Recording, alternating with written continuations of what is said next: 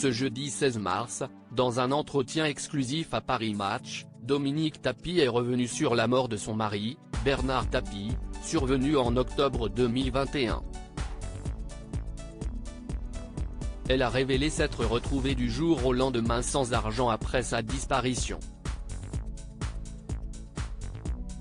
Après une lutte de plusieurs années contre un double cancer de l'estomac et de l'œsophage, Bernard Tapie est décédé le 3 octobre 2021 à l'âge de 78 ans. Il a laissé derrière lui ses 4 enfants, mais aussi sa femme Dominique Tapie, avec qui il était marié depuis 1987. Le 22 mars prochain sortira un livre intitulé Bernard, la fureur de vivre, que Dominique Tapie a écrit pour rendre hommage à son défunt mari.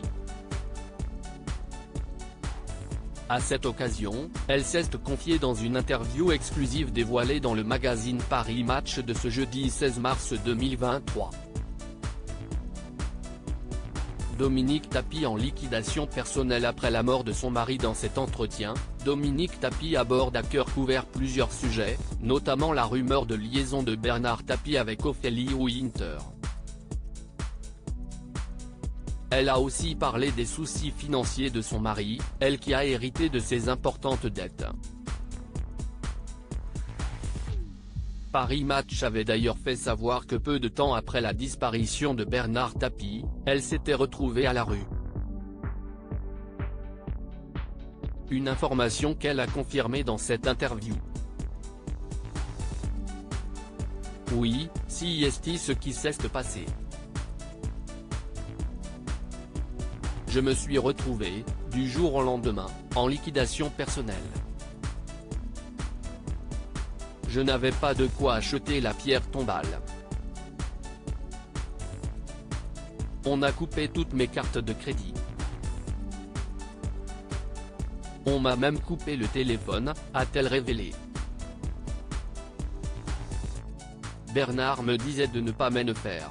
Elle a poursuivi en confiant qu'elle ne se doutait pas que cela risquait de lui arriver à ce point-là.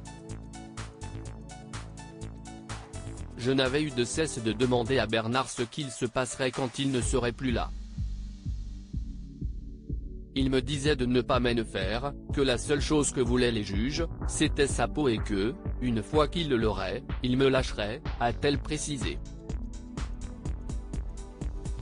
Sur ce dernier point, il était intimement persuadé que ça arriverait. Un mois avant qu'il parte, je le revois encore faire ses comptes.